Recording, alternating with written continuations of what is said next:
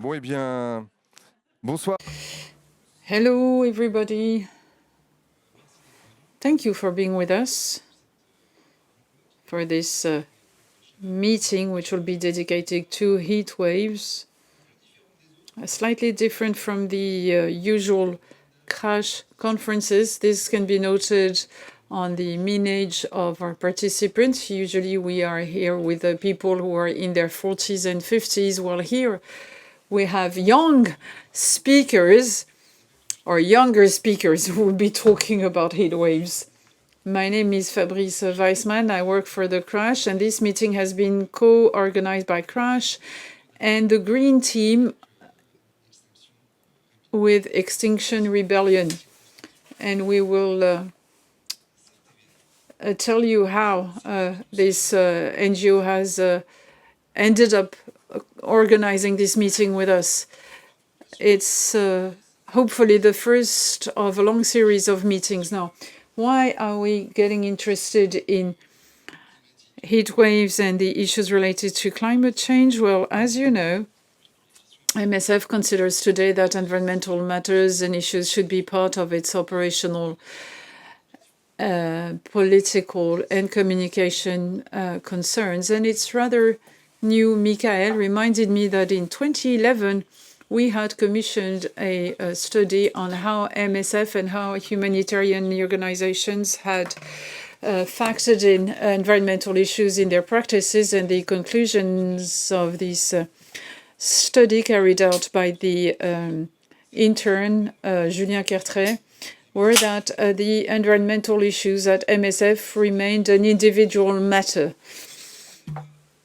You know, an individual matter which would not change necessarily the practices and habits of the organization. At that time, we were already concerned about our environmental footprint, mainly waste, waste from medicines and drugs. We were still not focusing on airfares and energy consumption. And we said that if we were started to include environmental matters in our operations, it would put a heavy burden on our activities, and that environment was not part of our remit, that we were an emergency organization. Even though we were concerned by environmental matters, it was still an individual concern. But today we have a green team with a roadmap, which was approved recently with quite ambitious objectives to reduce our GHG emission by 50% by 30%. It means a 10% decrease of our GHG emission per year. This is not what we're going to talk about today, though. And we have also included in our strategic plan the intention to be concerned about the environmental dimension of the crisis, and to make sure that operations would also focus on the victims of environmental and climate-related crises. This was endorsed in 2019. Now, why is it that over the last decade, the environmental concerns went from the individual concerns and individual commitments of members of the organization to a collective and organization-wide concern? Well, one can make two assumptions about it. We've noticed that over the last 10 years, there's been a surge in the extreme events related to climate change. It seems to us that these events are of a greater magnitude, more frequent, resulting in health crises that are challenging our habits and our practices. And this would include heat waves.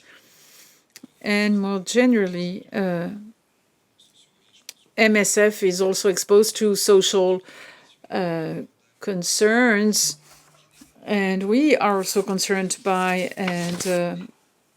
this environmental crisis, or the many environmental crises are perceived today by an increasing number of people as a threat for our societies and even mankind, and it is also a source of inequalities and lack of justice and unfairness, because it seems that the environmental crisis due to the capitalism of Western countries would mean a heavier burden on the global South countries. So it's a question of justice between the North and South. Now that we have displayed this ambition, what do?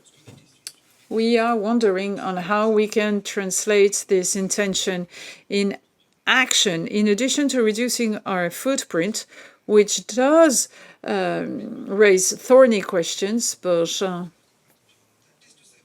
what does that mean for a medical humanitarian organization to provide assistance and aid to those victims of climate change and victims of environmental crisis, regardless of the type of crisis, that is air, soil pollution, reduction of biodiversity, or any other extreme related event.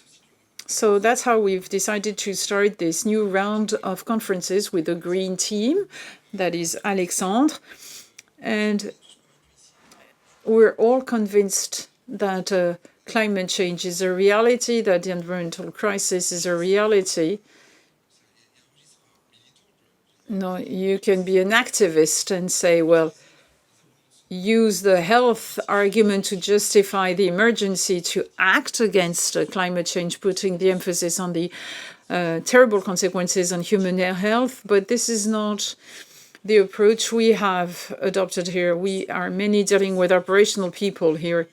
So we want just to take stock of the scientific knowledge on the link between climate change and health. We will deal with other similar topics in the future, like pollutants and all the political questions raised by the framing of this environmental crisis, and what avenues have been thought to try and respond. So that's the approach that we have adopted.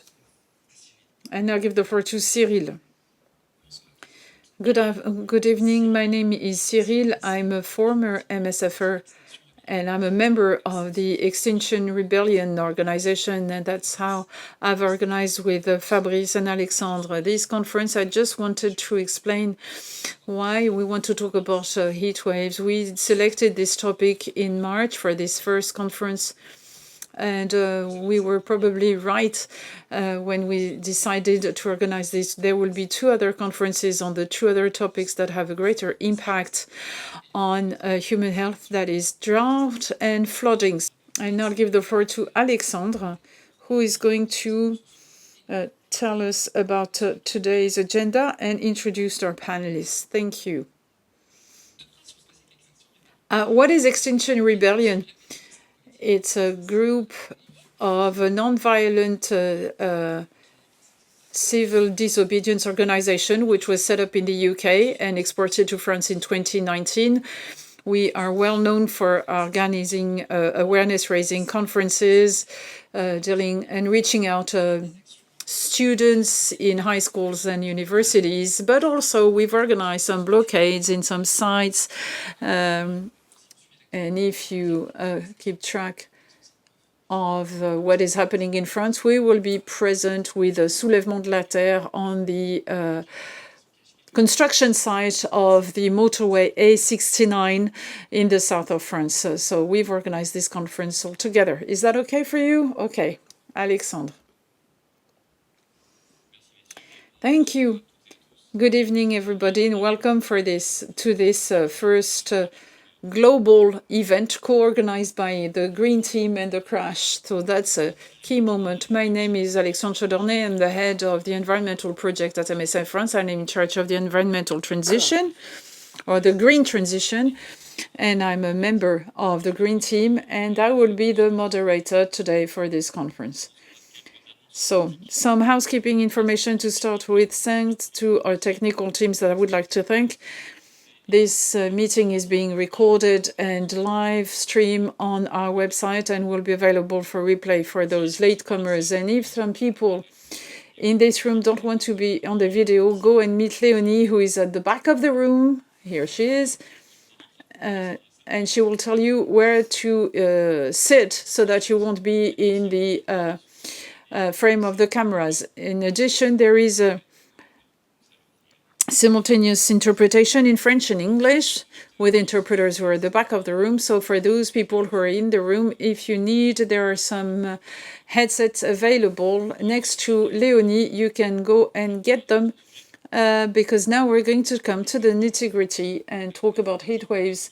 Heat waves are part of the most visible events according to the World Weather Attribution, with extreme temperatures that we've heard in Sahel, Middle East, currently in India, recently also in Thailand. And they couldn't have been reached at the pre-industrial age. So the atmosphere heating increases the intensity, but also the frequency of these heat waves. It's a major public health problem. We realized that in France in 2003 with the heat wave in the summer of 2003, where 15,000 people died, 50% of which with a direct relation to the heat, and others because of chronic diseases. Since then, in France, some individual, collective, and structural measures have been taken under the framework of the Plan Canicule, have helped to drastically reduce this over-mortality. But what about the other regions of the world where MSF operates? What about the frequency, intensity of these heat waves, their impact on health? Is it comparable to what we've observed in the rich countries that enjoy a continental or temperate climate? And what are the responses for these population by the authorities? And how does MSF tackle this new phenomena from the operational viewpoint? So these are the questions we are going to deal with during this conference. We have three experts whom I would like to thank for being with us. Lana Whittaker, to start with, from the Liverpool School of Tropical Medicine. She's a lecturer on climate change, and she's head of research for Urban Shade, strengthening health access and delivery in extreme weather events in urban areas. Liverpool School of Tropical Medicine is a partner of MSF in Masters, which has helped me to follow this module in training. I do recommend it to my colleague. Then Kévin Jean, who's an epidemiologist. He's a junior professor on health and global changes at ENS Paris Sciences et Lettres. And he's specialized in energy transition,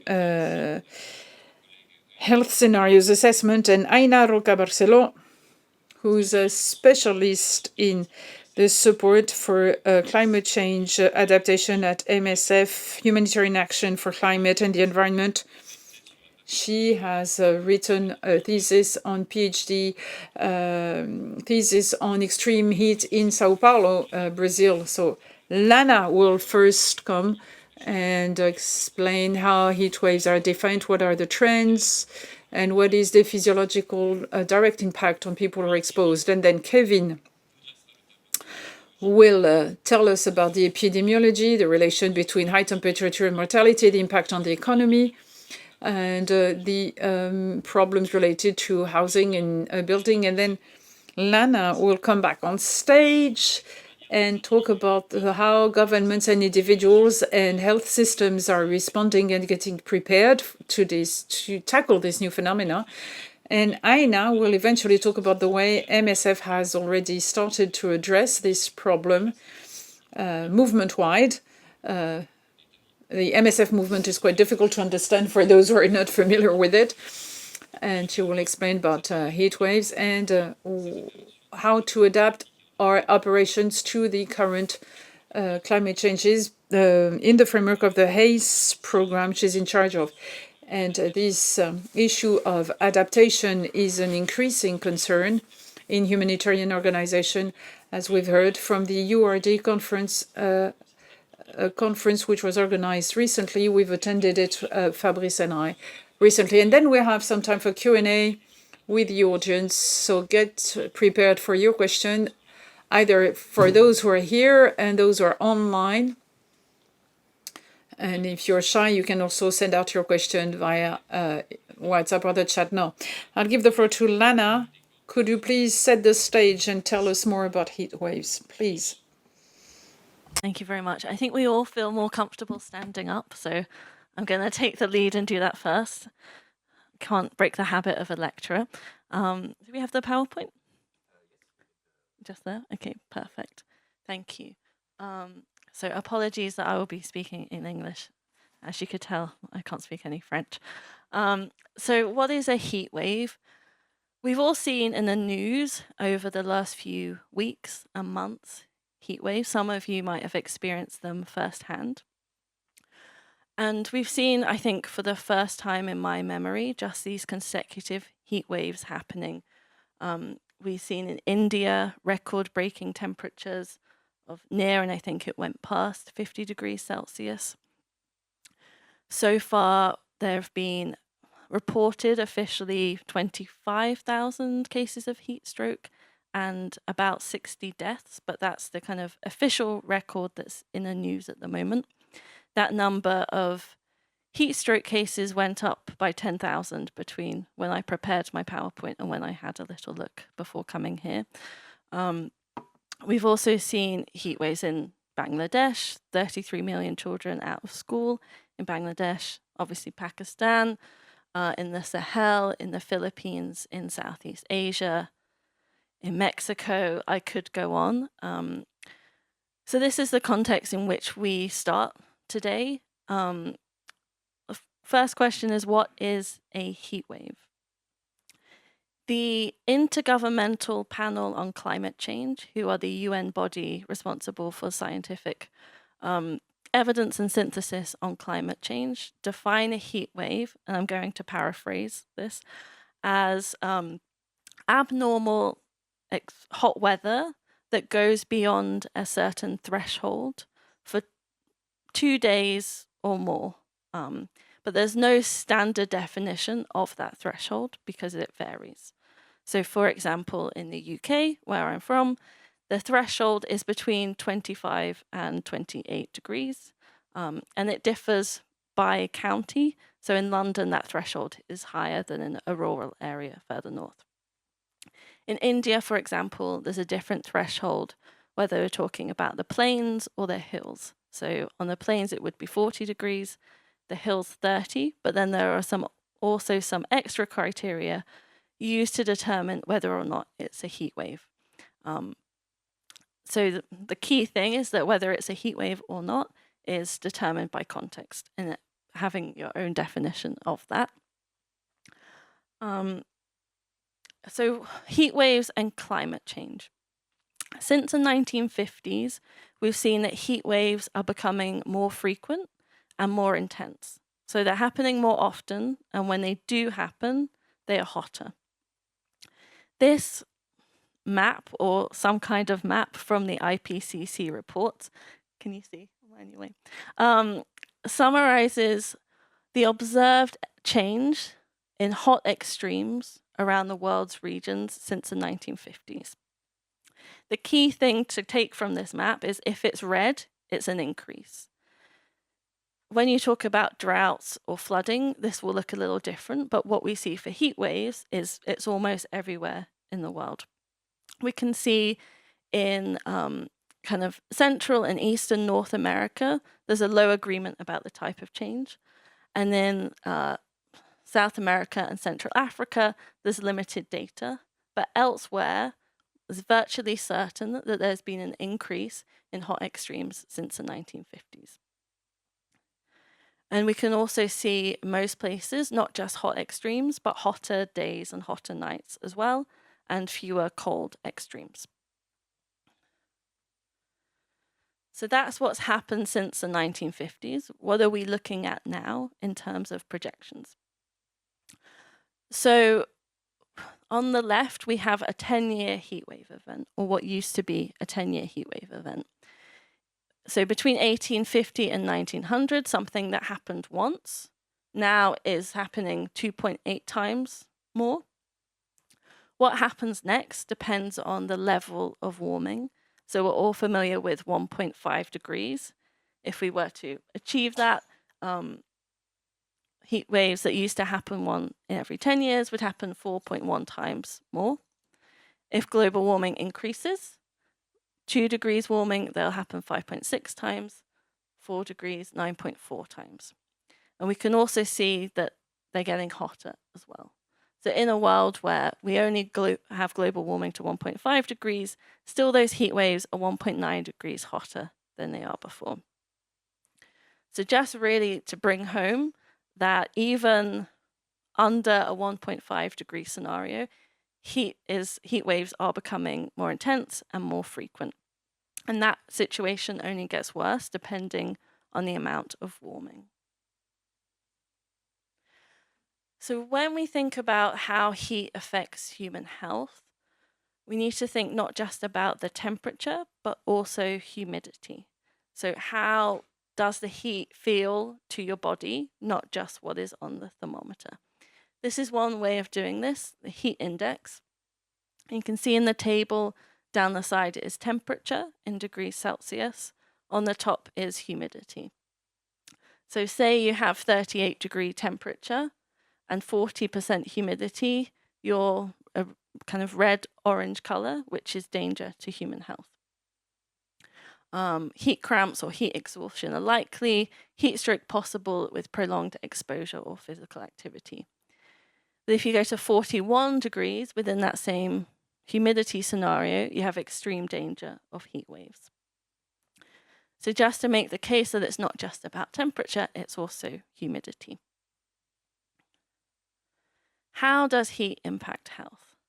So I am a geographer by training, and I'm aware that many people here and online will be doctors. So I am not going to explain in detail all the physiological things that happen. I'll happily point you in the direction of some articles that do. But this WHO graphic summarizes some of the key impacts of heat on health, which I'm sure you're familiar with: heat cramps, heat stroke, the effects on people with respiratory disease, mental health. Now, as ever with climate change and mental health, this field is the least explored, I would say, but we know that hot temperatures have a detrimental effect on mental health, kidney disease and dehydration.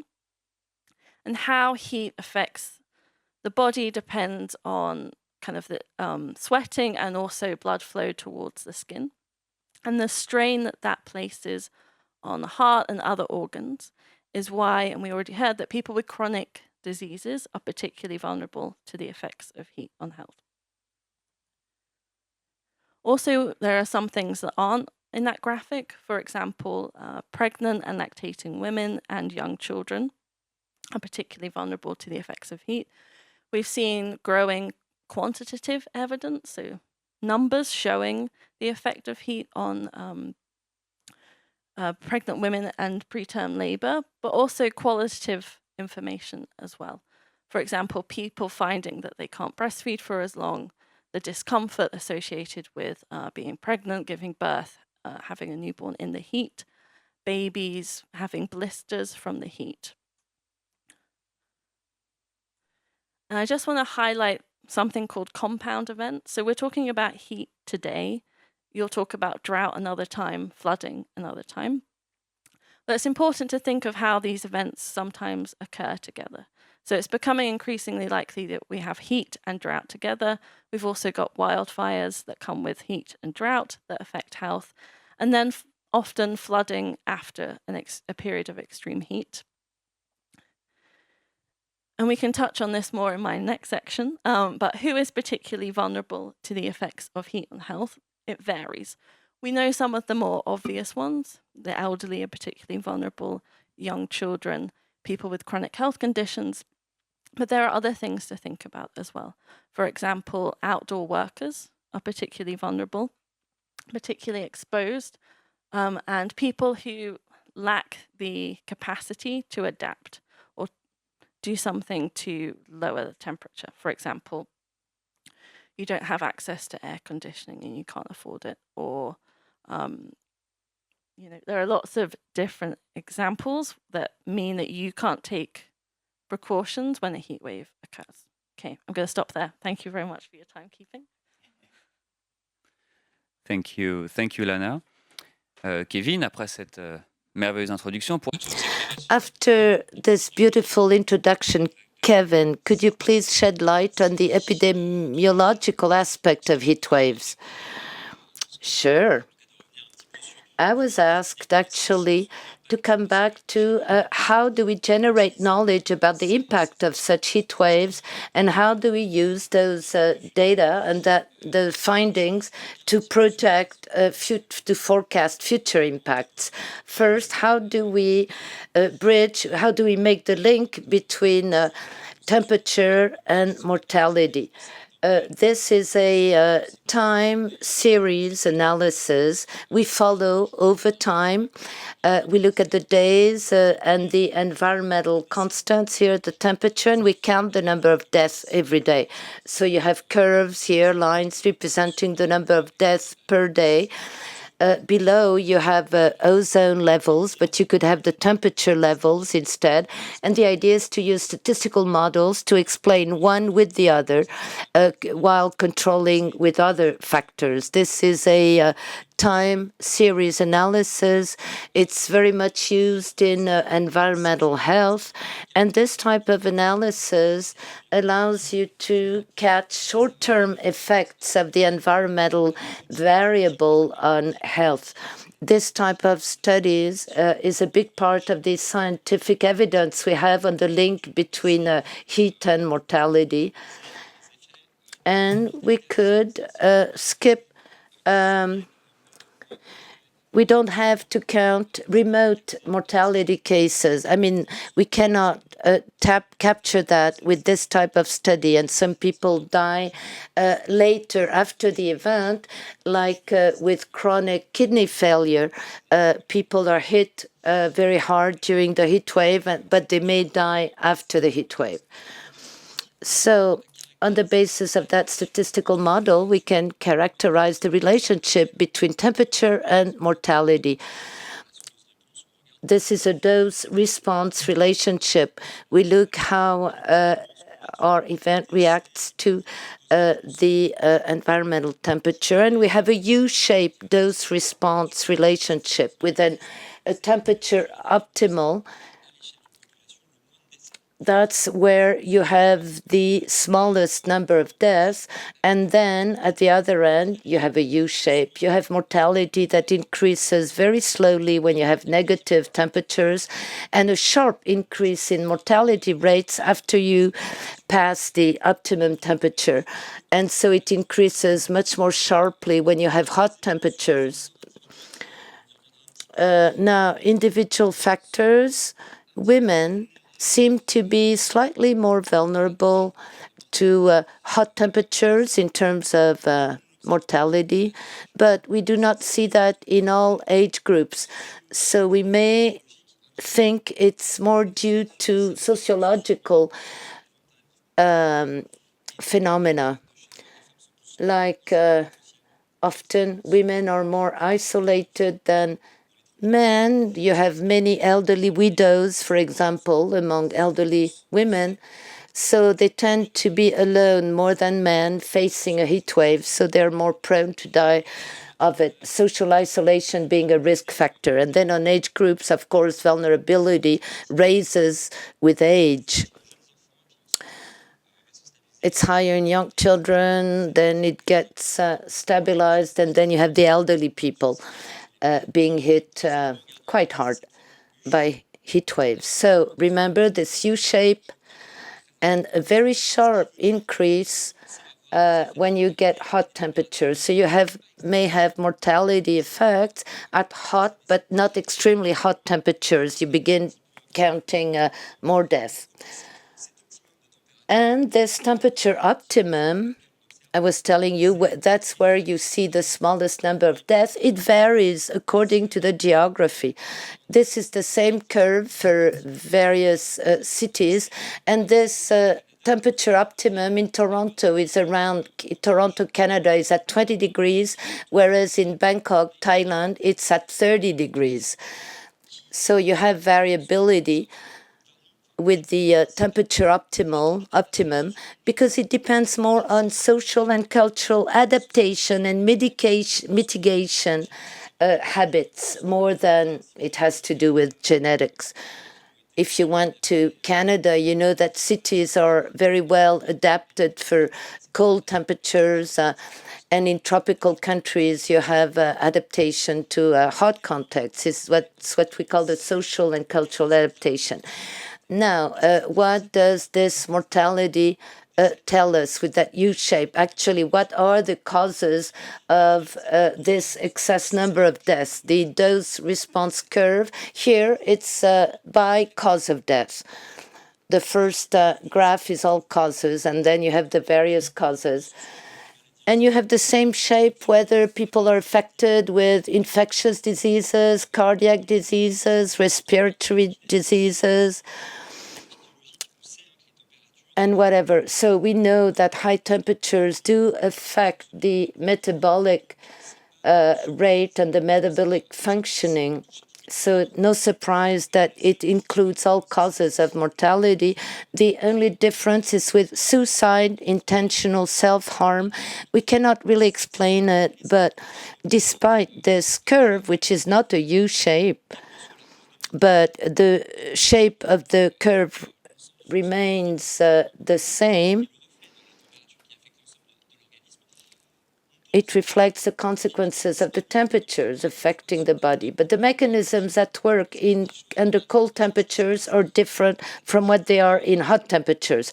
With hot temperatures, the cardiac, the heart pace, the blood flow, blood circulation will be affected. And this will have an incidence on other metabolic processes. We are not sure that the same phenomena are involved in cold temperatures. And it's important to take that into account when you try to make a forecast. So now, after describing this dose-response relationship, what do we know about the impact in terms of public health, the impact of heat waves? First in Europe and in France here. On this diagram, you have the duration of the heat waves and maximal intensity or temperature. The historic event in France was the heat wave in 2003. The one in 2022 lasted longer but was less hot. So 2003, it lasted 15 days with an average temperature around 30 degrees. That's what we observed in France until 2020. And now with climate models, we can do forecast. Here you have forecast with various color circles. In red, it's the most pessimistic scenario of the IPCC, which is a higher increase than plus 1.5. The heat wave of 2003 is here. You have stochasticity, replication in the models, but we observe heat waves if we follow the 8.5 scenario, the most defavorable, then we will get into temperatures above 33 degrees C for more than 75 days a year. It's a totally different magnitude, totally different scope. The summer we had in 2022 will become normal. And the yellow bubbles here, that's the forecast of future heat waves with a more favorable scenario, RCP 2.6, corresponding to a plus 2 degrees Celsius increase compared with pre-industrial levels. So if we stick to that, we can manage to mitigate this risk of heat wave, which otherwise is extremely threatening. How do you calculate the mortality related to heat waves in summer in Europe? We look at the dose response rates. We look at the normal, the baseline scenario, the expected temperature curve in a normal summer prior to 2020, for example. That's the curve in gray. In 2022, we saw those anomalies in the temperature, the black curve. And for every day, when we carry the difference in temperature and applying the excess of mortality due to that difference, we can calculate the health impact. So for Europe, summer 22, 60,000 excess death, women being more affected than men, but not in all age groups, which implies this, factor of social isolation. So these are estimates, the number of deaths due to the heat waves in Europe. Same methodology done by Français Public France. They showed that the heat wave in 2022 was responsible for 7,000 excess deaths compared with 15,000 in the 2003 heat wave. So we did learn something, particularly in the homes for senior people, retirement homes. Every year we have, those deaths during the summer 2022. Only 30% of the deaths occurred during the days of alarm about the heat wave. So you have an excess risk, so you roll out a plan, but the risk is concentrated during these days of heat, but 70% of the excess deaths occur outside of the days of heat wave, properly speaking. And it's like with air pollution, we manage during the peaks, the extremes, but the mass of death occur when you reach a plateau. That's what we see. 70% of the death occurred outside of the days of alarm. So it's not necessary to reach extremes to have excess mortality. Temperatures hotter than normal, but not necessarily extremely hotter, represent a big burden on the population. 1/3 of those deaths involve people under 75 years old. So it doesn't only kill elderly people. Now, the forecast, a study was carried out in 2017. It shows where research is being done and what data are taken into account regarding excess heat and death. We see where the research is happening and what are the gaps. Lots of research in Europe, North America, a bit in Southeast Asia, and a bit in South America, nothing in Africa practically. And in that study, they compare, we have a U-shaped dose response rate, and with climate change, all that is shifted. We'll have more deaths on hot days and less on cold days. That's what this study was trying to assess, showing that in most locations, the net balance, if you will. Here you have three assumptions, 1.5 degrees, plus 2 degrees, and here uncontrolled global warming. But in most locations, you see a decrease in the number of deaths estimated when you have cold temperatures, but it's surpassed by the excess risk due to very hot temperatures. This publication was a bit unfortunate because in some locations it's not that clear, and it shows like you gain more in terms of mortality due to fewer people dying in cold temperatures. We don't really know what's happening in cold temperatures. The death might be caused by infectious diseases more than the direct effect of temperature. And for many, it's not self-evident that we can reduce mortality in the winter thanks, quote unquote, to climate change. A weather anchorman explained on the French TV that, hey, global warming is not so bad and all that. But those are fake news. But the net effect in the most populated places in the planet, the effect is amply negative.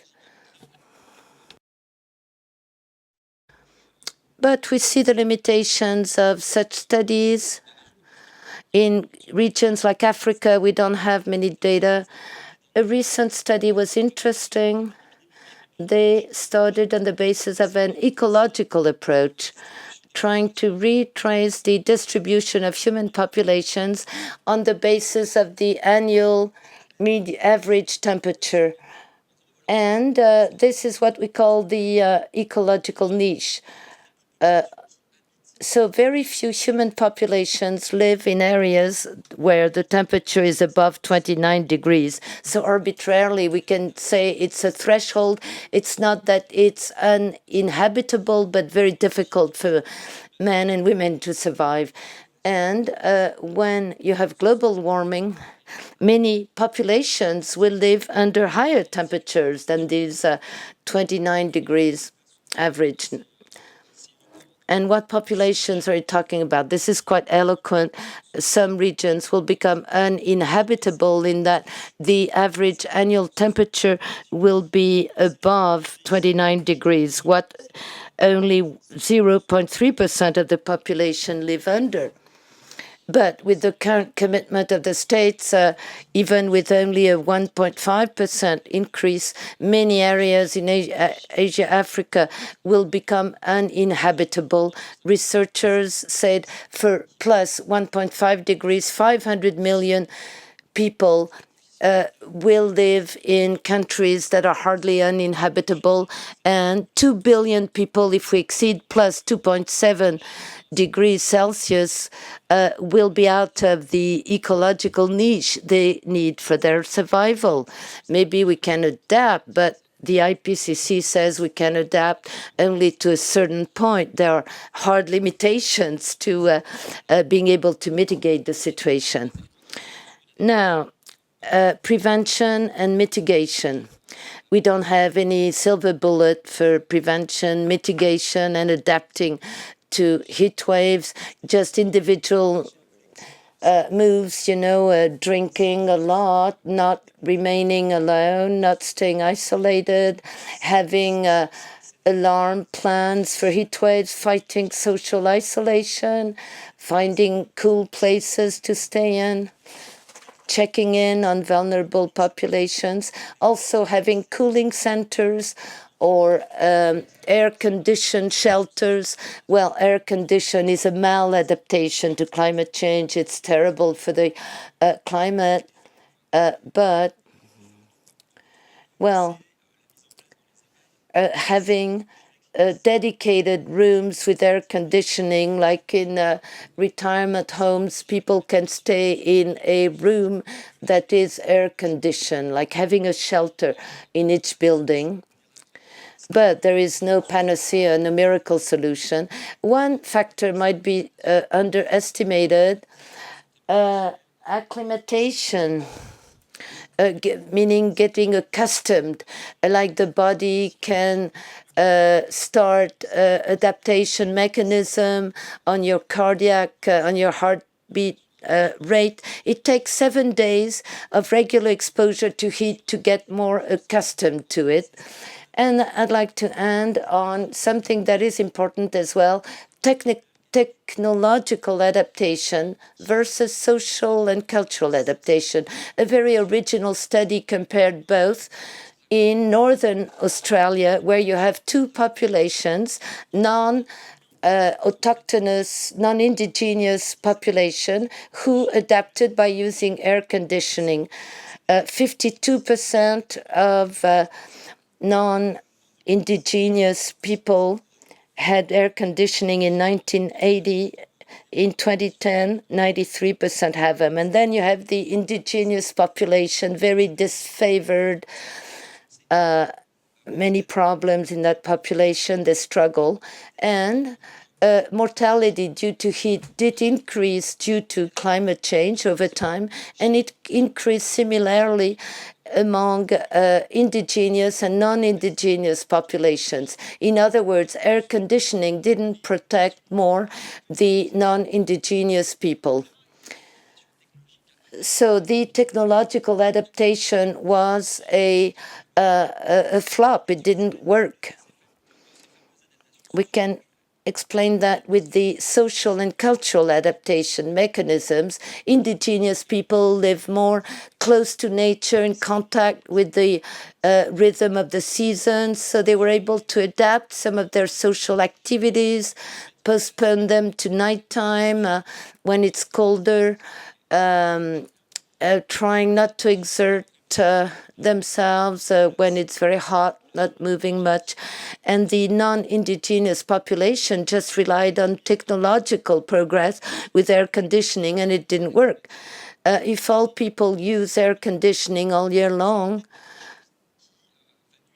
maybe it's harmful, actually, and maybe it undermines the capacity of the body to adapt during heat waves. This is a field of research still open, but air conditioning might be saved only for heat waves, but living all year round with air conditioning might be a very bad idea, actually, and you're not prepared to heat waves, even less.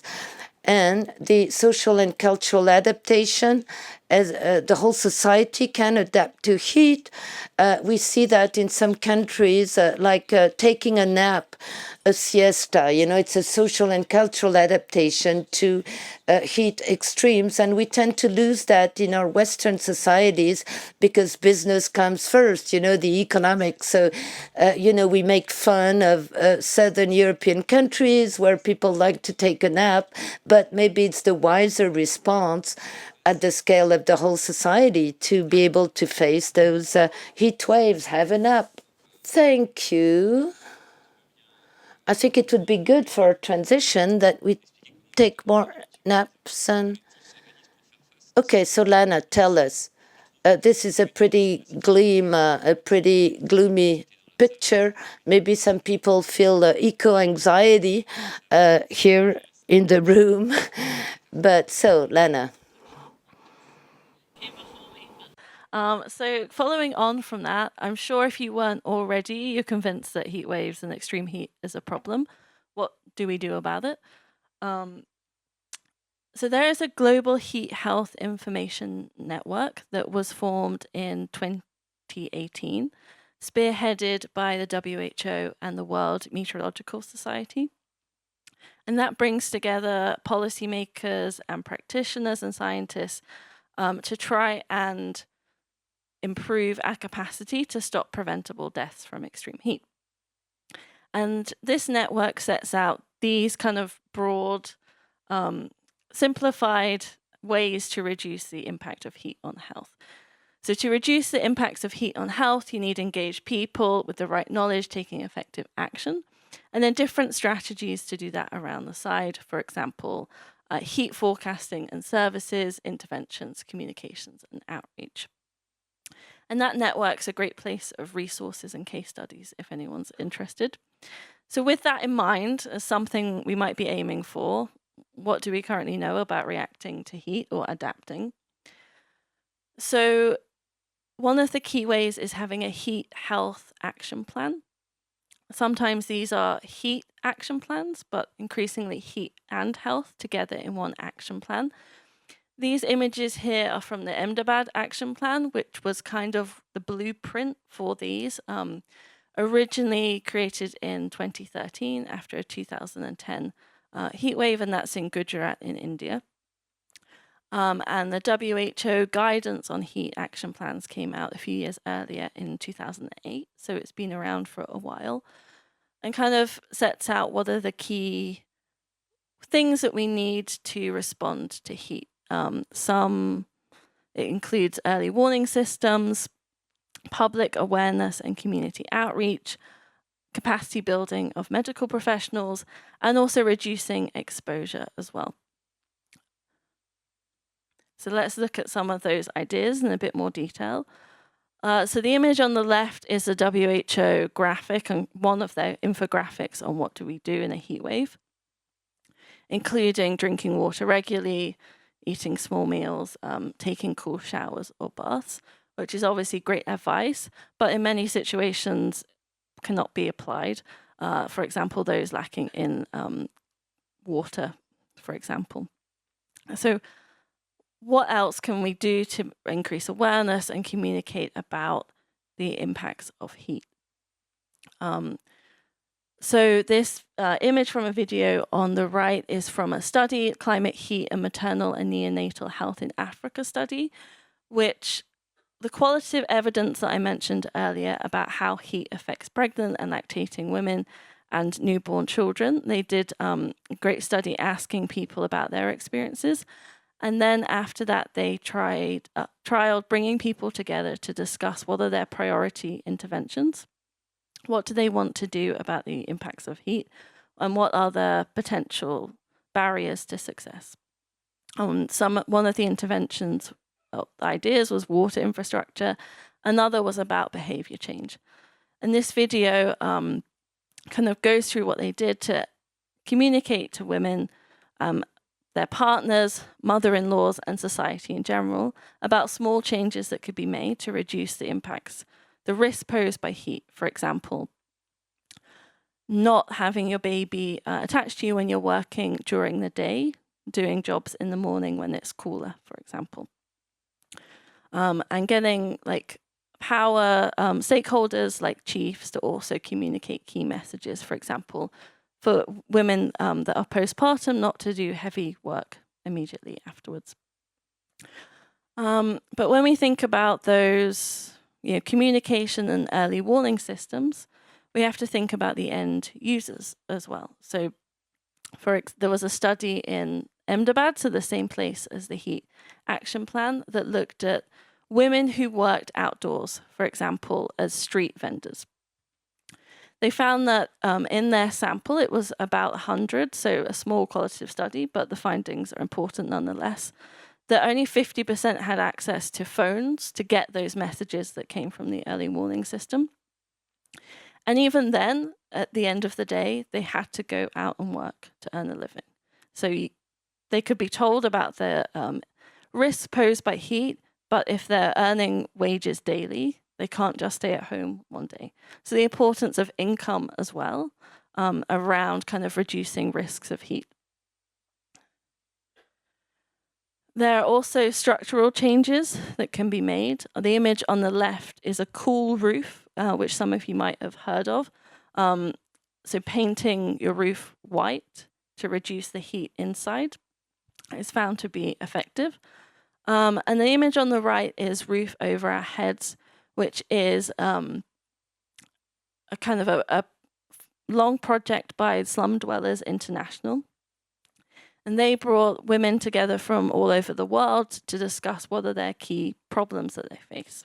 They came up with 5, and one was a roof over our heads, which denotes the importance of shelter.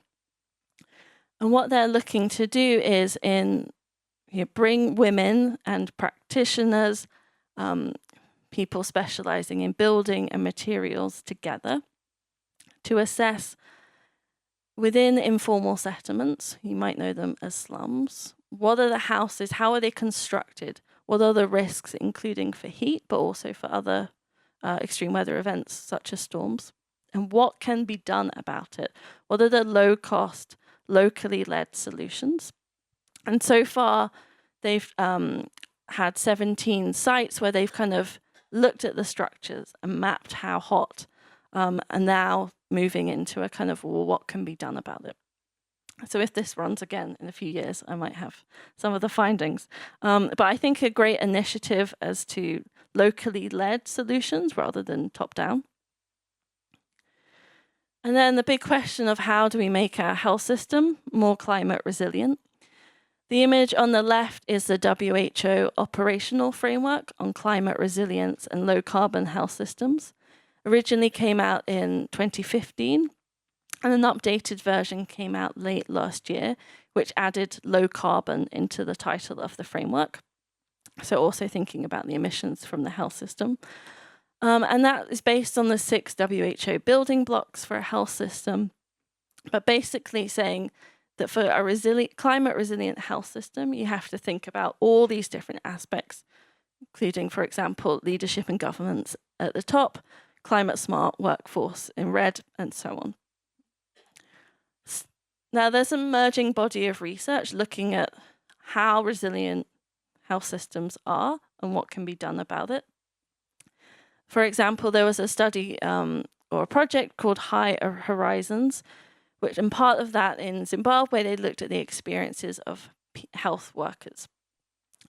And one quote that kind of stayed with me is that it's not just from a health worker, it's not just uncomfortable to work in the heat, it's also affecting the time I can spend with my patients, because I'm regularly having to go and get a drink from elsewhere to cool down because it's so hot. So one of the kind of simple solutions was to have access to cold drinks closer, for example. But then how do we assess how resilient our health system is? The image in the middle is a WHO checklist. So they have a checklist for the main extreme weather events, one for heat waves as well. And it's a series of questions that you can ask at the health facility level to assess how resilient. These ones, it might be quite small here, but like the first one, for example, is the health workforce equipped with a plan to identify and protect health workers at risk of heat stress? And in part of our project Urban Shade, which you heard mentioned in my introduction, so that's focusing on informal settlements in India, Sierra Leone, and Kenya. And what we want to do is take this checklist, adapt it, make it shorter because it's exceptionally long, and try and work out what's the current baseline, what are we dealing with, then work in partnership with people in the health system, policymakers, and people living in informal settlements to work out what are the things that we could do to increase resilience and ultimately reduce the effect of extreme weather events on people, including heat.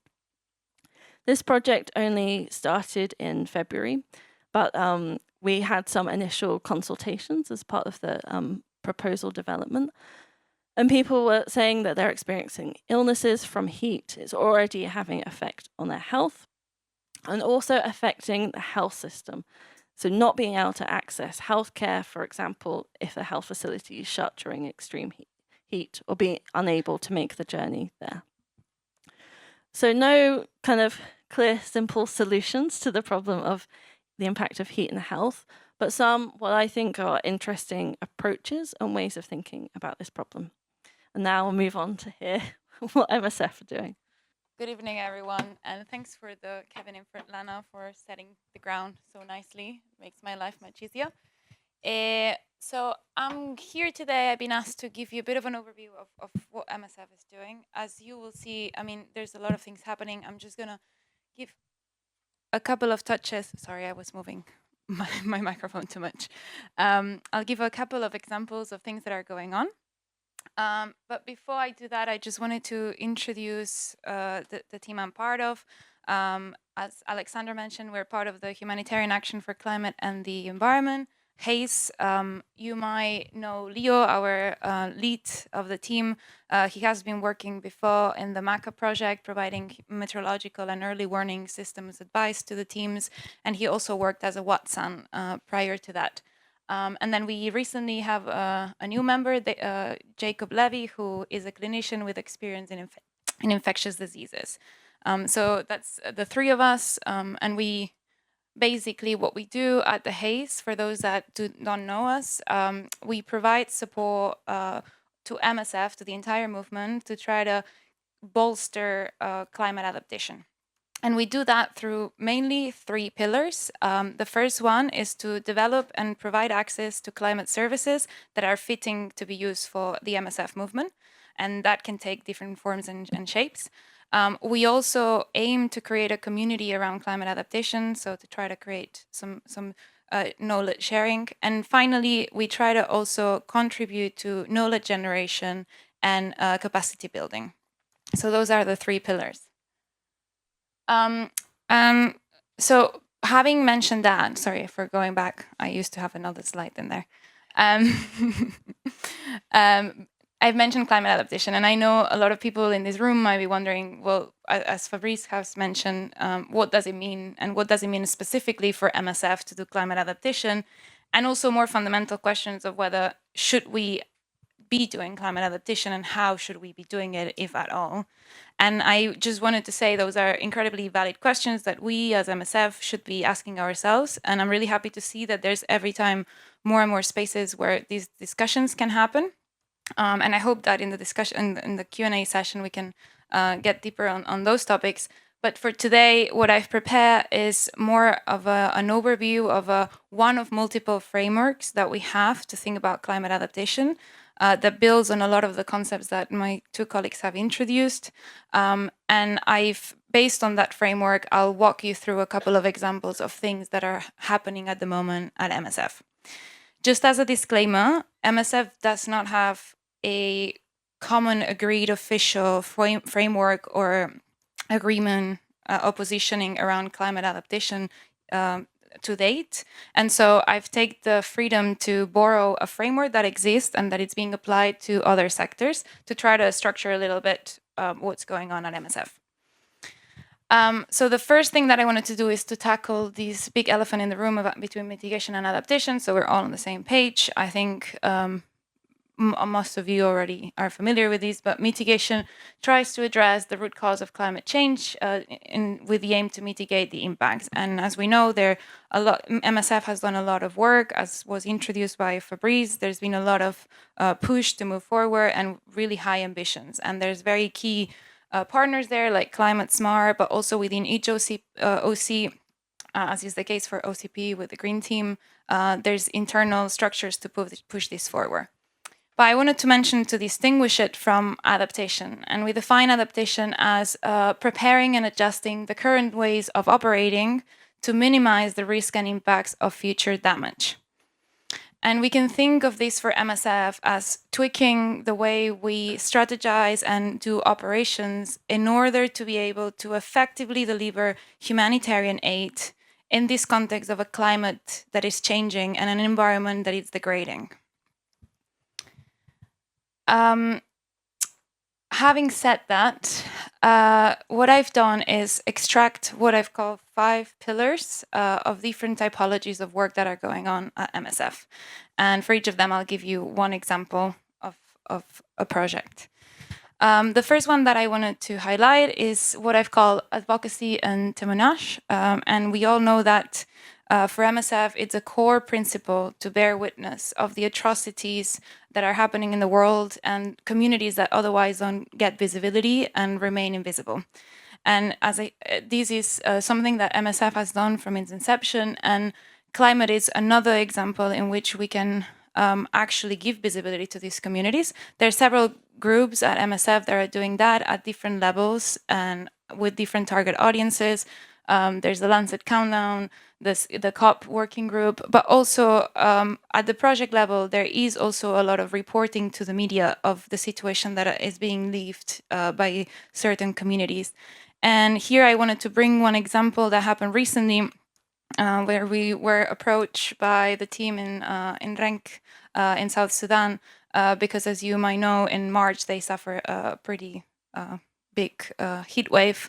And just to quote, so they were approached by the BBC journalists, and just to quote what the Met coordinator said is that they were experiencing temperatures of over 50 degrees inside the hospital tents, with oxygen concentrators failing one by one, and with numbers of admissions that were rising considerably day by day. So this is just an example of a quote that we were able, like the teams in Rank were able to share to give visibility to this issue in South Sudan in settings that otherwise wouldn't get that visibility. Then the other one that I wanted to mention is the scenario planning. And scenario planning is key for the way MSF works. We're used to working with the scenarios on different diseases, and that's how we try to prepare and be ready for future events.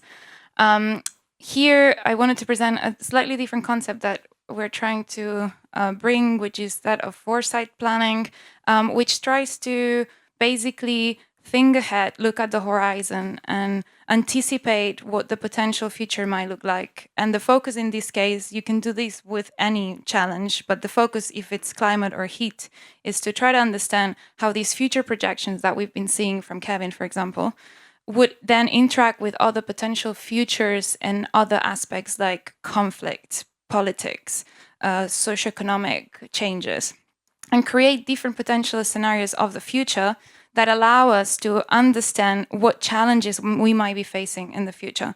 And this exercise allows us to highlight different points that we might want to think about to start working towards. It gives us some sort of direction.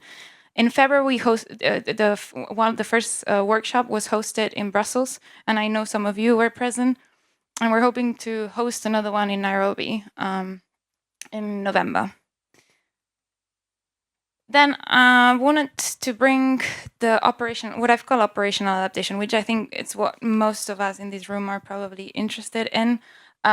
There is a lot of examples here, and I wanted to just speak to that relate to operational research and what I've called ad hoc adaptation. I'll start with operational research. So as we've seen from the evidence that Kévin showed, if you remember that map of where most of the research was coming from, it's definitely not coming from the places where MSF works. It's coming from the Northern Hemisphere, high-income countries, and mostly temperate climates, which means that we have an understanding gap of how heat actually impacts the populations that we work with, and in the regions where we work. And that also links on the potential adaptation measures that we can implement are completely different to what we would be talking for a country like France, for example. So there is a need to develop an understanding of what the risks are and how we can proceed and move forward. And here I just wanted to show you, this is work in progress. It's a project that we've started with OCG together with Hayes and the GIS Center.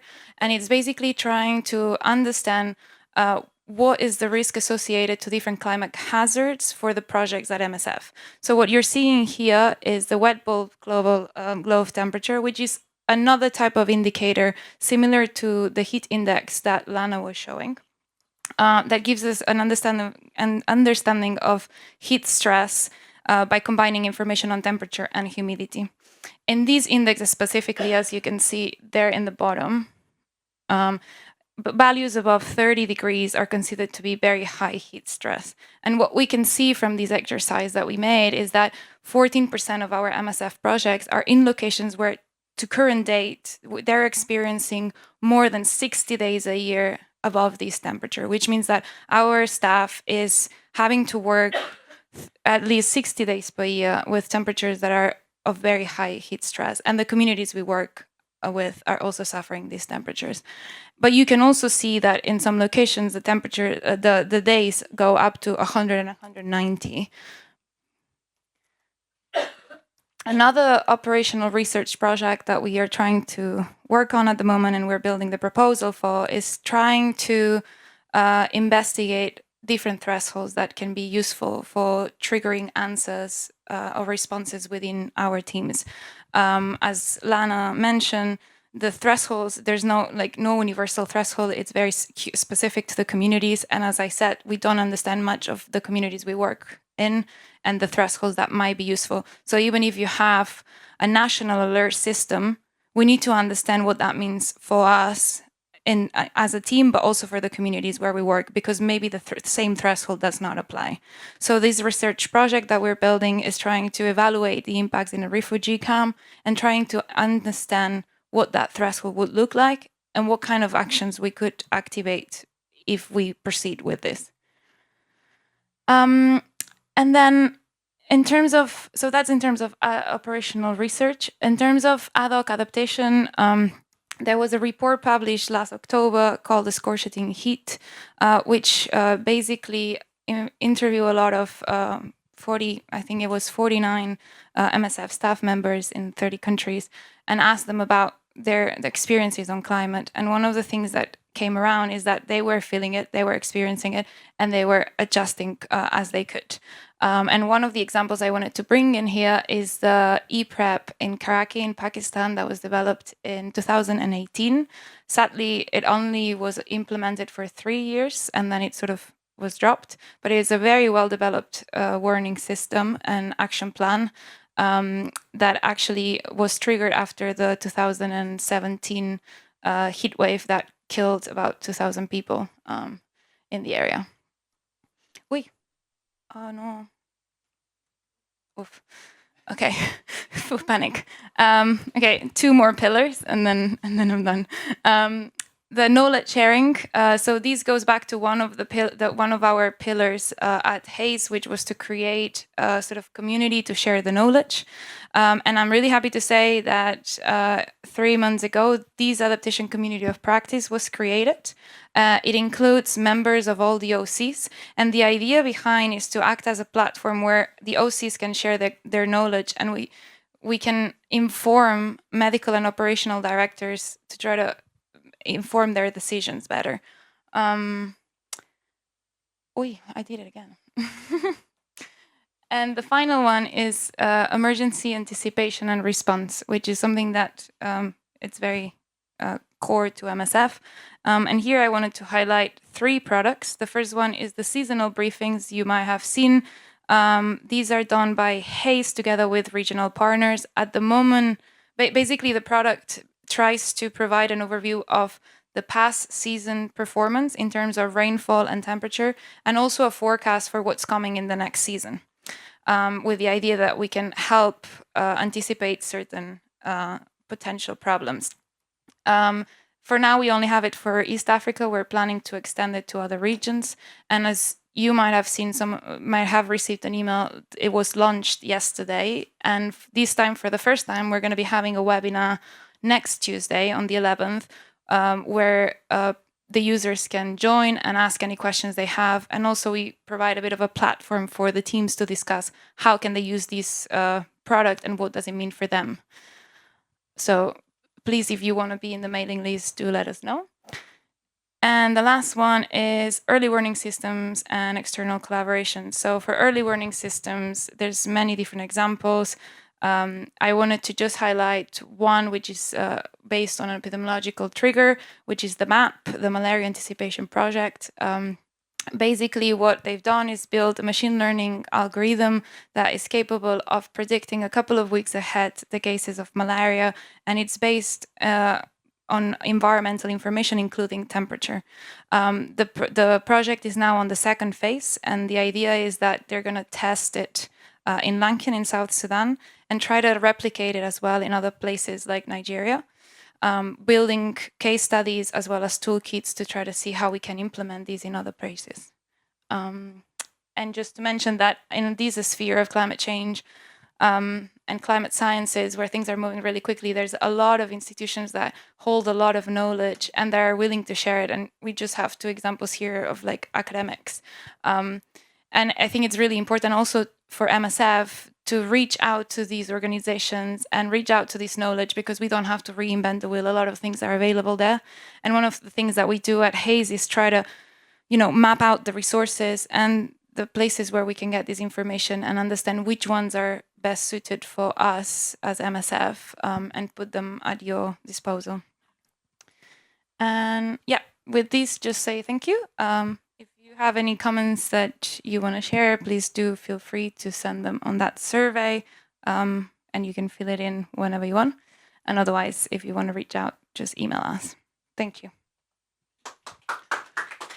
Thanks a lot, Aina.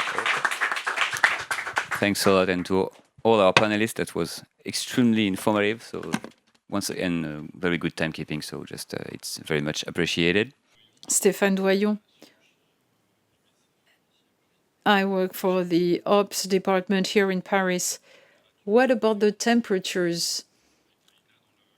Aina, in your presentation, you were talking about the number of days with more than 30 degrees Celsius, but when you talk about temperature, you can have 30 degrees at one point in the day. Is it throughout the day that you have 30 degrees temperature? Can you be more specific about that, please? No, that's a great question. I mean, the temperature as well as the duration matter a lot. For this project, we used an available data set that looks at maximum wet bulb temperature, which doesn't necessarily have to match the maximum temperature because it's a combination with humidity. So you might actually have the maximum wet bulb temperature at a moment where humidity is really high, but temperature might not be that high. If you remember the plot that Lana had on the screen before. because this is just a mapping exercise to try to understand what projects are at higher risk and how big of a problem it is at the moment. That's just a very basic first approach. The idea would be to be able to go more in depth. And for example, the operational research project would do that, looking at daily temperature and hourly temperature, trying to understand what temperatures are being reached and what does that mean for the people on the ground. Yeah, I don't know if that answers your question. Also because, as it was mentioned before, the temperature that would be of a risk varies a lot between a place.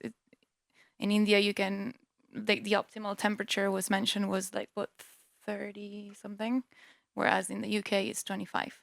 So setting a threshold of, let's look at anything above 41, you might be missing a lot of vulnerable people that would be experiencing impacts much sooner than that. So that's why we took the approach of 30, which is understood as heat stress. Second question, now about the ecological niche. You said in some region the threshold may be 30 degrees, but the assumption for the projection for these areas that are inhabitable are 29 degrees. But there are many such places where the average temperature can be 30 degrees and people live in these regions. So how can we understand that? How do you understand that? And could they be social, cultural, technological, and physiological adaptations, which may be such that we may be mitigating the impact of these extreme temperatures? Now, this threshold is a relative threshold.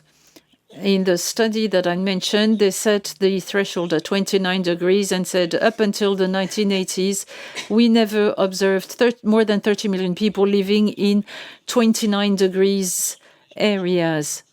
With the climate change, it will be 2 billion people. So maybe there will be adaptation mechanisms. Maybe we will be able to mitigate the shock, but living conditions at the global stage for 30 million people versus 2 billion people is going to be pretty difficult to go through. The concept of ecological niche for human community says that we have the capacity to adjust, to cope culturally, technically, that other species do not have. But these studies has the virtue of warning us on that. We are able to cope, but we are talking about countries where adaptation resources are limited, but we're also talking about 2 billion people. Well, you know how these situations usually end up for MSF, that is more migrants to provide care to, waves, heat waves, which will be followed by waves of migration, climate refugees. So that's an assumption, of course. My question is about the characteristics of heat waves. Now, in the definition of a heat wave, is the sudden nature of a heat wave also considered? A heat wave will last for so many days. Heat waves are longer nowadays, but the sudden increase in temperature that is not expected is also taken into account in the study you've mentioned. Je vais donner les éléments pour la France, mais... Okay, I'll give you the data I know for France, but to my knowledge, the sudden nature of the occurrence of the heat wave is not taken into account in the definition. Internationally, every single country has its own definition. There is no global agreement. In France, until recently, it might still be the case. In the definition of a heat wave, we had a criterion that had to do with the night temperature. If temperatures didn't go below 20 degrees during the night, the capability, the capacity for the body to get refreshed was not met. Didn't happen. So is it the peak temperature, the average temperature?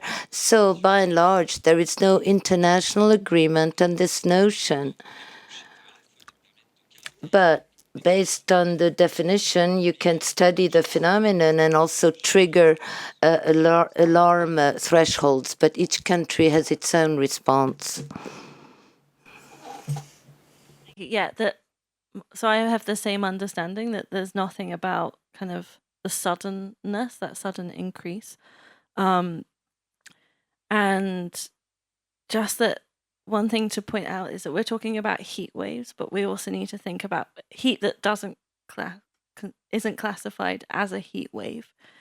And how do we define that? And I think anyone looking at temperature always faces issues with definitions.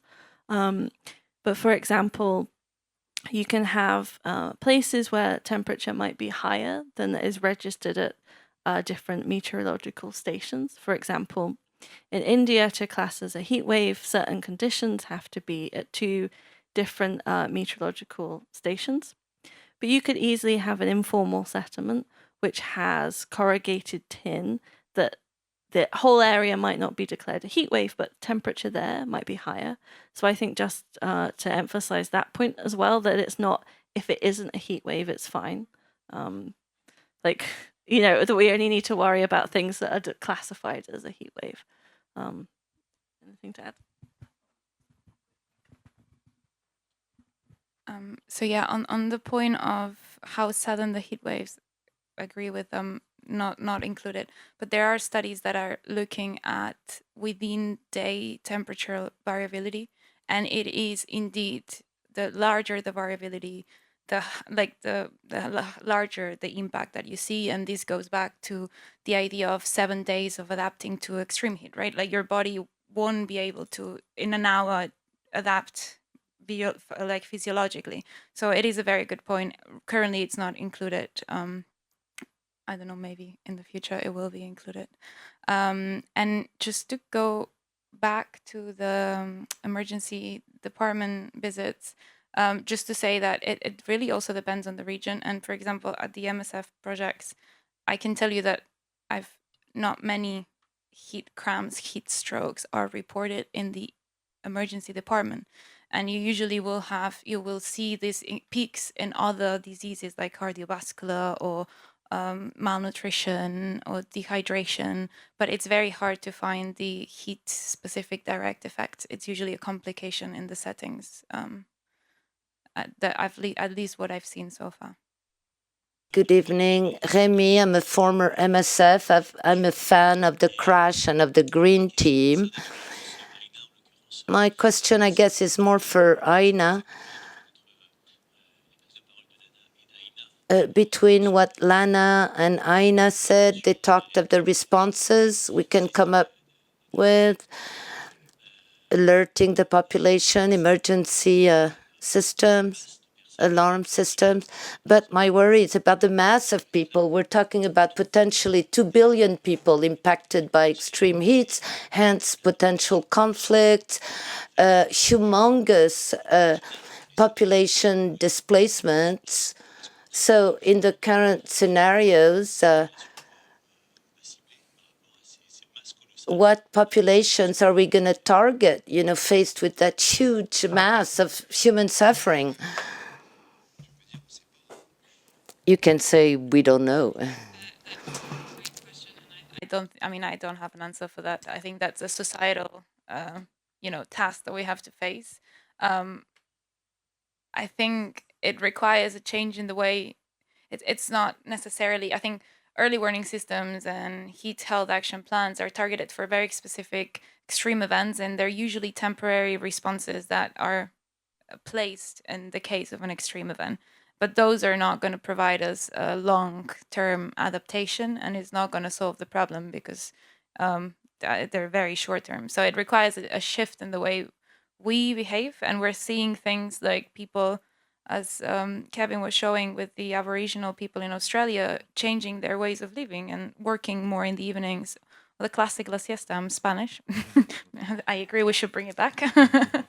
And I think that's thing that even at MSF, I've heard this conversation being had of on a heat wave shifting the schedules of working because the staff members cannot cope with the heat, and so they're shifting to more nighttime shifts in order to be in cooler times. In terms of communities, it's not enough with communicating the risk if we don't have any action that we can give them. So I think there's a lot of work, both at the community level, bringing back also knowledge from the communities. I think it's really important because we are already seeing, like in the report I mentioned, MSF staff was reporting that, you know, the communities are doing things. They're going back to previous ways of being that protect them. The houses, for example, the way they were built before were much more, they realized they were much more heat resistant. So they've gone back to building the houses the same way. So there are changes that are social and cultural that are happening. But yeah, I'm sorry, I don't have the answer. Maybe you have the answer. What are we going to do with these 2 billion refugees? I tried.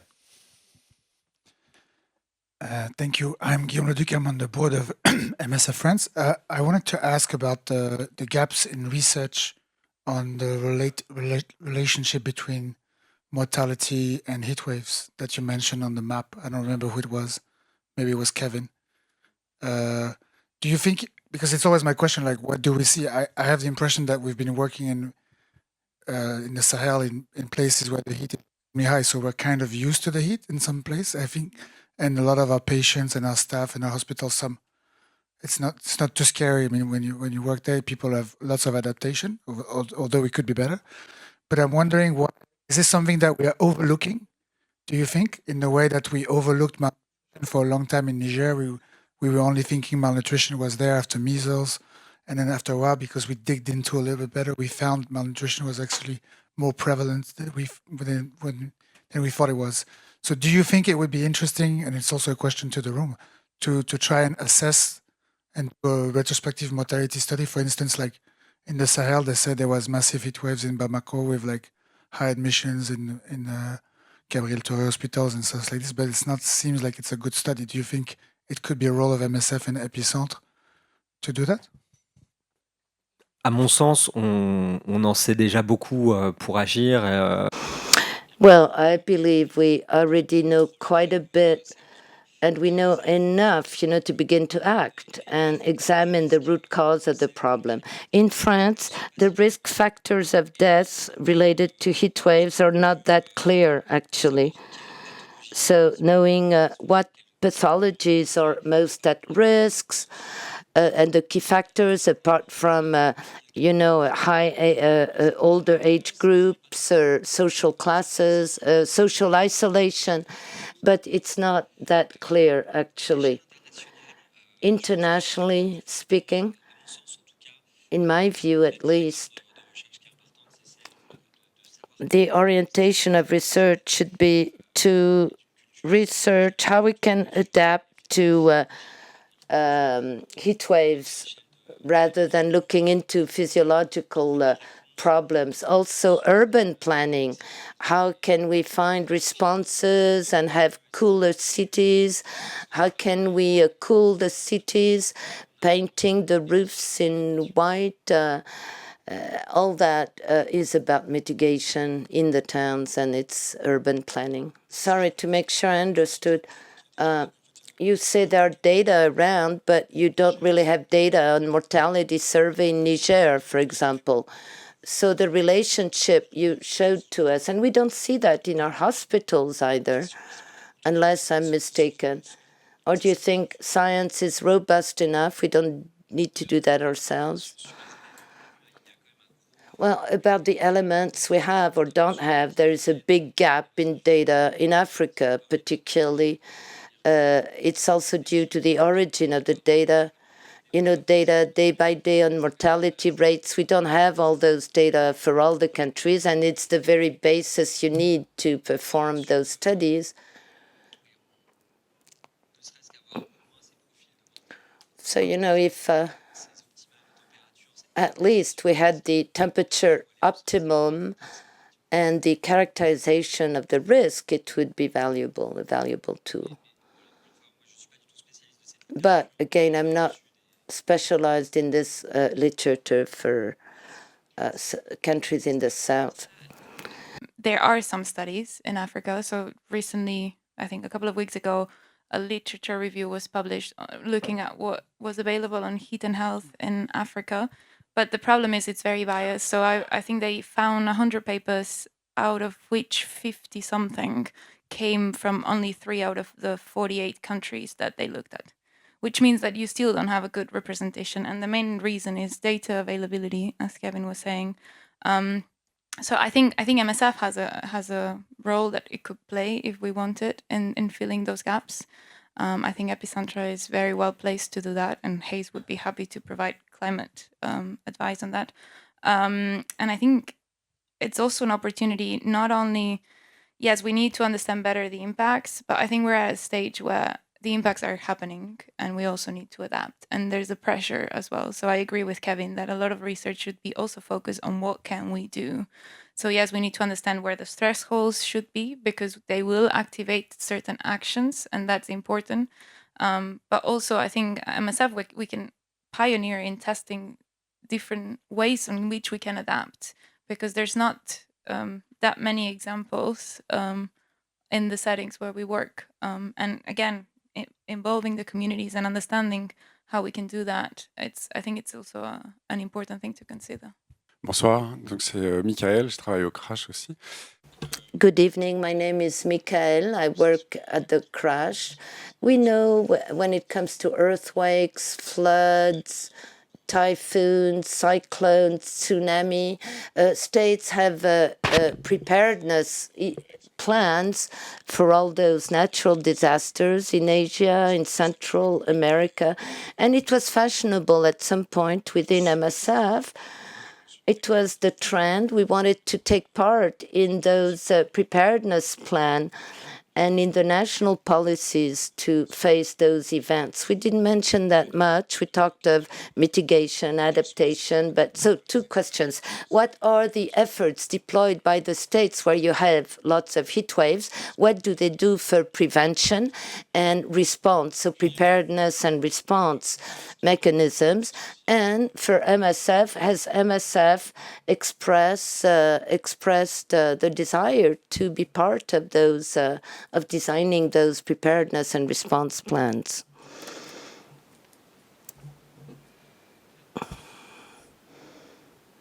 That's a big question.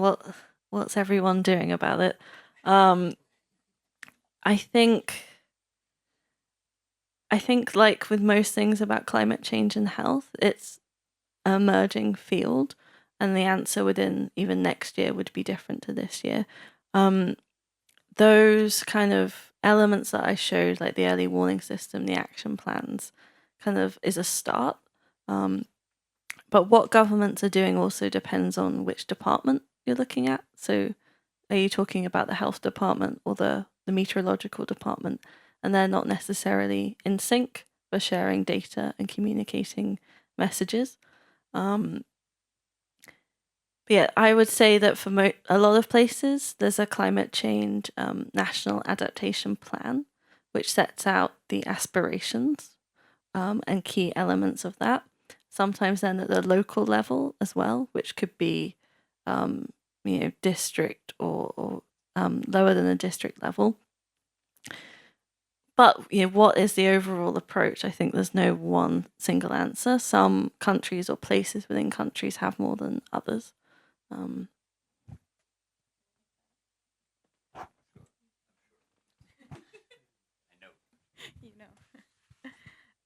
So yeah, on the early warning systems, there is, so a lot of the warning systems will rely, as Lana mentioned, on meteorological stations, which is a problem because it's national infrastructure that relies on someone taking care of it. And that's not always possible or the case in places where MSF is, especially if there's conflict. A lot of the times meteorological stations will be destroyed or not operated or so on and so forth. So if the national alert system relies on meteorological stations, then you won't have a good sustainable system. And that was a problem in a lot of places I'm going to talk about Africa because it's the example I want to give, but you could think about other places as well.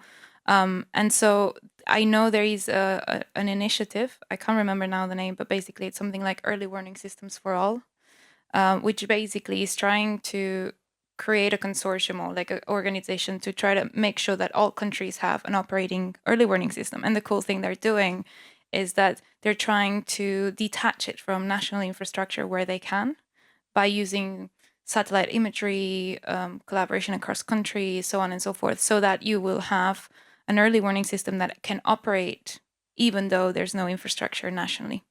And this is really interesting. It's currently, it's a project that it's been approved in ICPAC. ICPAC is a climate institute in the Eastern Africa, the Horn of Africa. And they recently got funding to push this. So they're building early warning systems based on machine learning satellite imagery so that they're independent from national infrastructure. And at Hayes, we've been in contact with them, and the teams, the Eastern Africa region are in contact with them. So we're trying to understand what are these early warning systems going to look like? How can we make a good use of it? And how can our teams actually implement some of these alerts to trigger actions and decisions? Claire, I'm the Director General of MSF.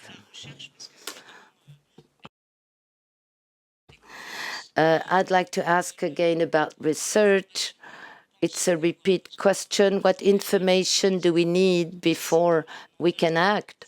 Because when it comes to health and the environment, it's rare that we have a direct causal link. So I will paraphrase what you both said. What can we do? You said it, and we know it in a way.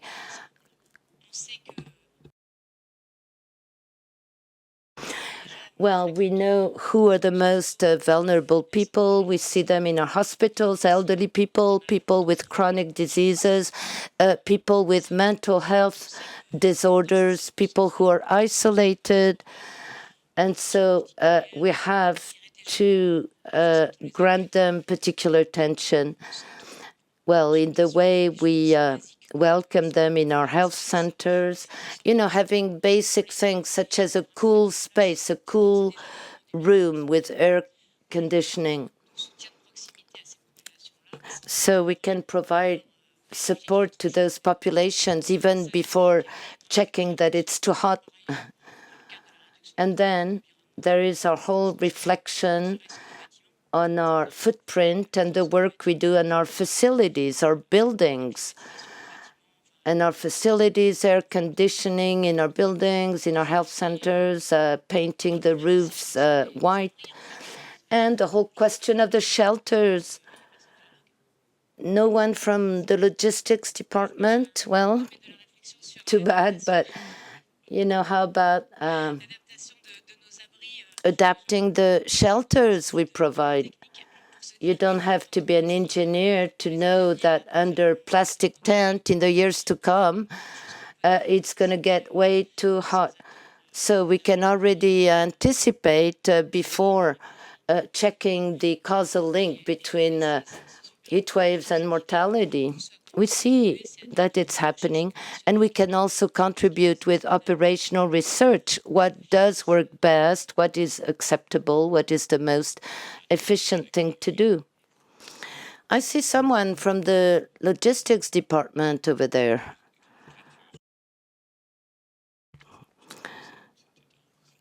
Claire, did you want someone to respond to what you said? Or not necessarily, she says, but feel free if you want to react to what Claire said. One parameter that counts in operational research is the resilience of your operational systems. Like air conditioning can work up to a certain degree of outside temperature, and you have to know your equipment, how long can it keep working, how robust is it. I don't know if it's in the scope of your research on mitigation and adaptation. But there is a big question about the resilience of our operative modes and our equipment and the teams. How long can people face a heat wave, up to what temperature, what amplitude, how long, and what about the equipment also, resilience? I agree. I think there's a lot of things that we can already do. I think my question then would be, what's the fundamental thing that we're missing that is stopping us from doing those things? Is it what from an operational perspective and from HQ perspective, it's also a question that we need to ask is what would we need to be convinced or actually to do these? Is it a financial restriction? Is it an agreement? Moi, j'ai une question.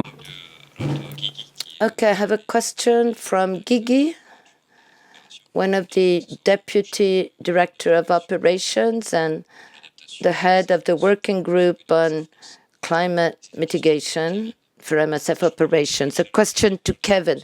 Knowing that heat extremes play a role in the formation and concentration of ozone and the fine particles, PM 2.5 that stay in the air, what is the mortality due to the ozone concentration and fine particles? Well, theoretically, we can answer all those questions as long as you get the data day by day, hour by hour for ozone concentration rate and fine particles. There is a synergy effect. Heat waves can increase the ozone rate, which is bad for the lungs. Heat waves and droughts are such that fine particles, instead of sticking to the ground, will be suspended in the air. And the bad news is that when it's very hot, we're more susceptible to air pollution. And when when the air is polluted, you're more sensitive to heat. You know, the attribution to heat versus air pollution, it is a synergy effect. Both compound each other. Well, I read that cities can have heat islands, temperature peaks, like in Paris. In some neighborhoods, you have +8 degrees. In Lyon, +12 degrees inside the cities, what we call heat islands. In Paris, we can measure the delta between the center of Paris, the Golden Triangle, and the Bois de Boulogne, the woods. You can have that discrepancy in the temperature. And you have that, you know, with the built constructions, buildings, and air conditioning, sending out hot air to the outside.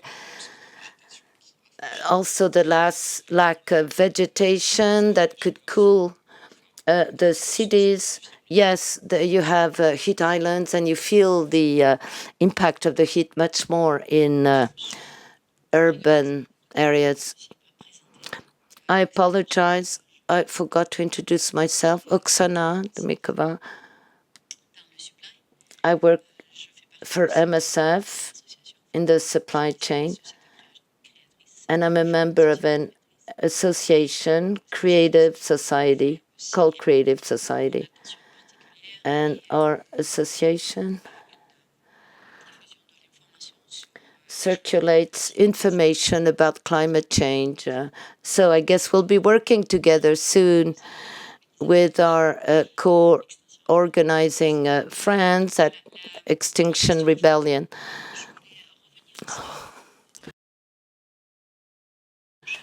I'd like to come back to the slide where you showed the research centers carrying out studies on heat waves and climate change, changes in temperatures.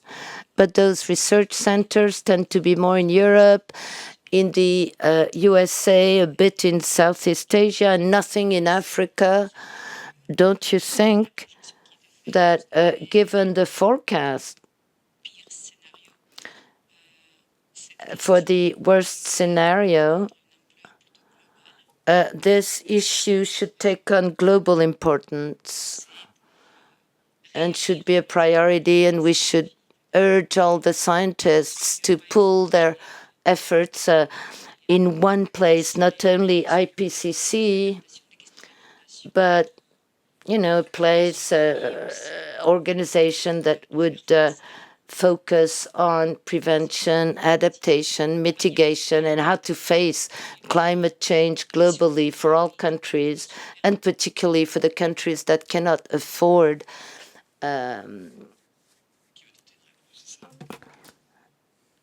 having mitigation measures. Who wants to try to answer that? Not me, I hope, says Kévin. Oh, no, says the moderator. Okay, by the way, we're reaching the end of this 2-hour conference, so we might take only one question after that. Choose it well. It must be a beautiful question that makes us smile.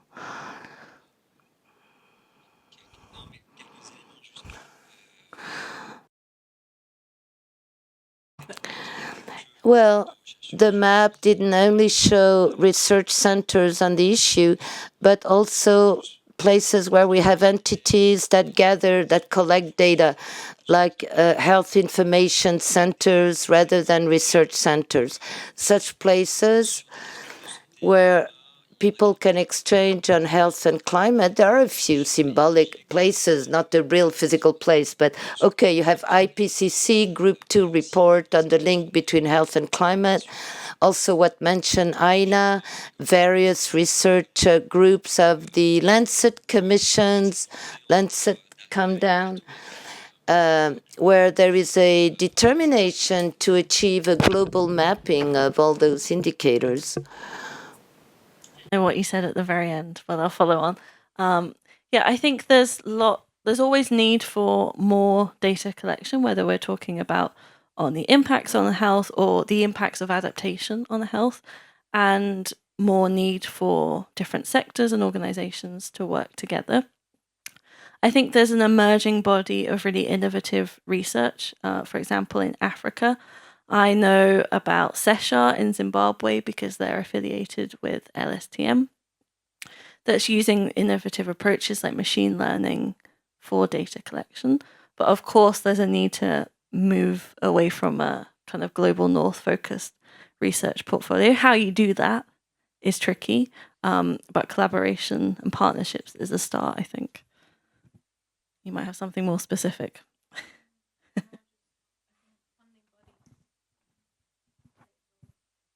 In terms of research, where the money comes from plays a massive role in the storyline.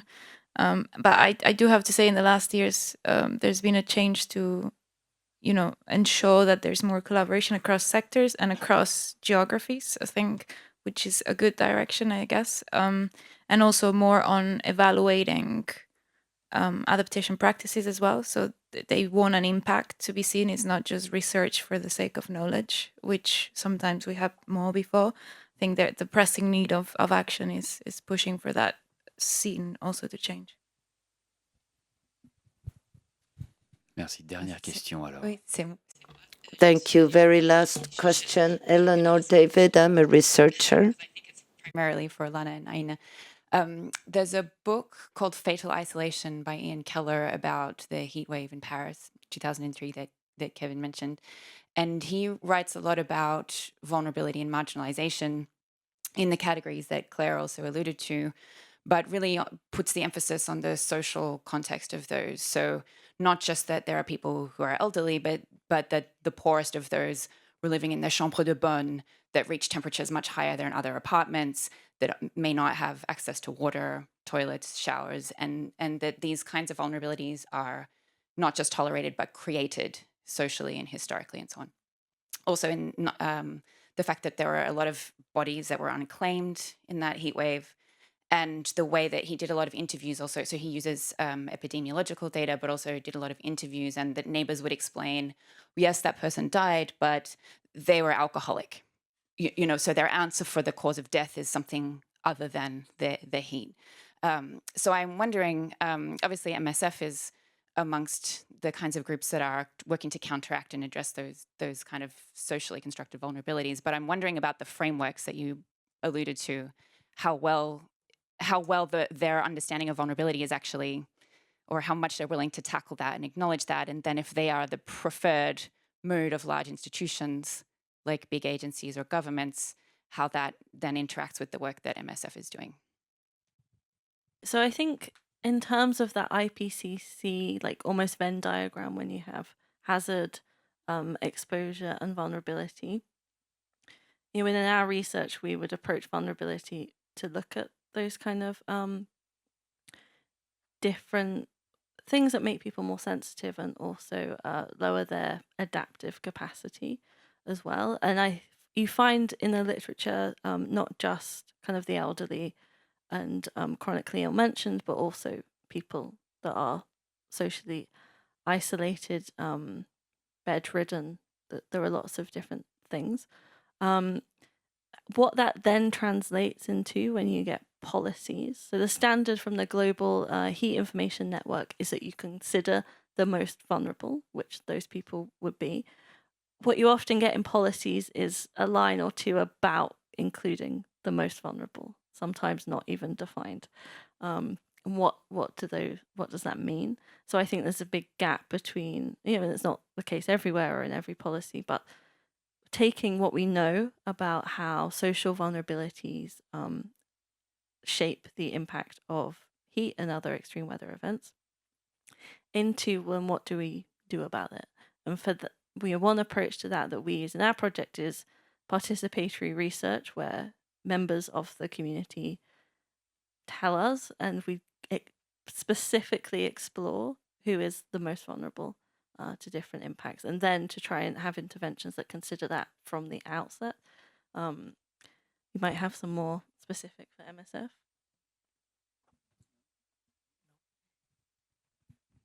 Well, no, nothing on MSF side as far as I understand. She wants to give it a try. No, I totally agree. I think social determinants of health are everywhere. It's not only a case of heat. I think that applies across any health outcome practically.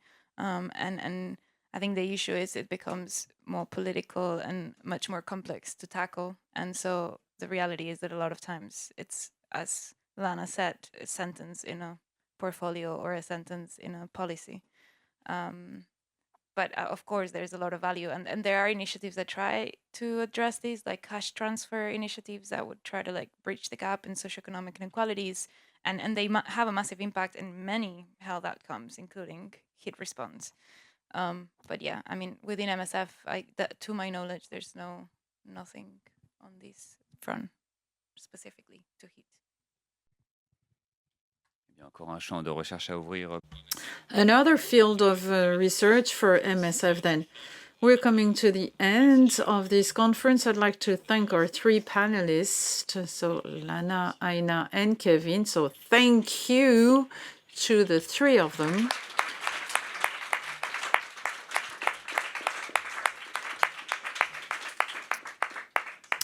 Thank you to all of you. Thank you to all those people who've organized this meeting for this great success. The IT, the technical teams, the crash, the foundation teams, the interpreters. Yeah, okay. And for those who are fortunate to be here in Paris, we can meet downstairs for the traditional aperitif of the crash. And for those who are online, our next meeting is on June the 27th at 6 with the American journalist Adam Schatz, who's just published a biography of Frantz Fanon, and where you can rediscover the extraordinary complex history of this MD psychiatrist from Martinique. Thank you.